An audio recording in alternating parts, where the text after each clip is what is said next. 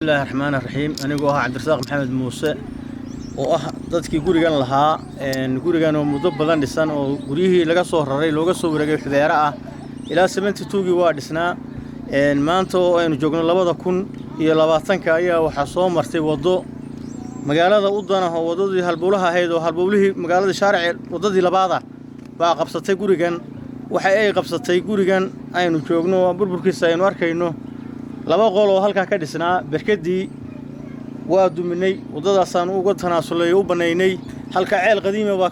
ka qodnaayo ceel birqodayo oo ah isagana 80 kiilo qoday oo magaaladu ka cabi jirtay ama xaafadu ka cabi jirtay ceelkaana dhulka la sinay mujtamaca baran ku nool ee reer baramoodka waxaan ka codsanayaa in sida aanu yeelay si la mid ah ama si ka fiican inay yeelaan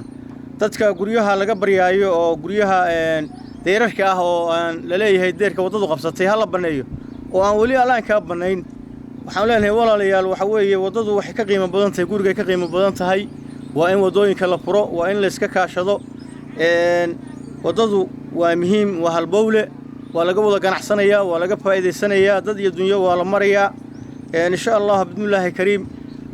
waxaan u rajaynayaa in sida aanu yeelay si la mid ah oo ku dayasho mudan oo ku daydo magaaladuna ay isugu furanto oo ay shaariicyadeeda iyo wadooyinkeeda iyo bilicdeedu ay u soo noqoto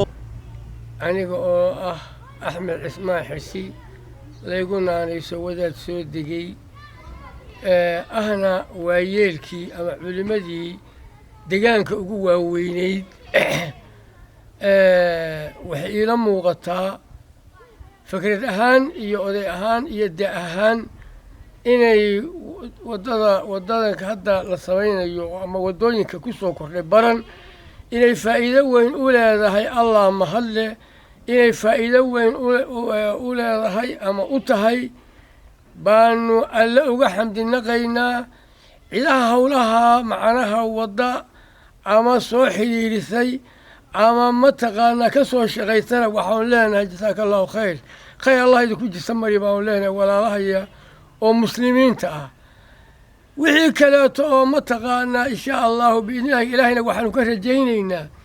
in ilaahay noo soo kordhiyaa wadooyinka shaaricyada iyo meelaha mataqaana bilicda iyo wanaaga keenaysa iminka anigu ninkan iga duubaya wadada waa ku kulannay kuwa ballansanayn aniga oo ku faraxsan kitaabna sita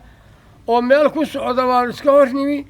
farxadda aan ku faraxsanahay oo saa u daaway aan iska hornimi ilaahay koonka iska leh oo koonayn kale baan u xamdinaqaynaa nicmada iyo khayraadka iyo barwaaqada iyo wadooyinka bilicdooda oo aanu cagta ku hayno oo aan hadda suusul ka dusayn highway aanu saa u malayno baa ilaahay uga xamdi celinayaa anigoo ka wakiila baran iyo dadka joogaba assalaamu calaykum adooma dadka maxaad kula talin lahayd dadka ay wadadu soo martaa ama deerarkooda ama guryahooda inay ku sameeyaan iyaga ay kaga qayb qaataan dad baa diidan inay dumiyaan dad baa diidan inay ka soo horjeedaan maxay kula tahay fikradaha waxay la tahay dadka walaalaha iyo ay ku soo beeganto inay isticdaad sameeyaan oo gurigooda lagu soo beego inay isticdaad sameeyaan iyagoo aan la khasbayn aqoon iyo dadnimo iyo islaamnimo inay ku sameeyaan soo dhaweyn wadadu ninkay ku soo beeganto inuu isticdaad ka sameeyo inuu la shaqeeyo wadada oo ku gacan siiyo baan ku talinayaa السلام عليكم.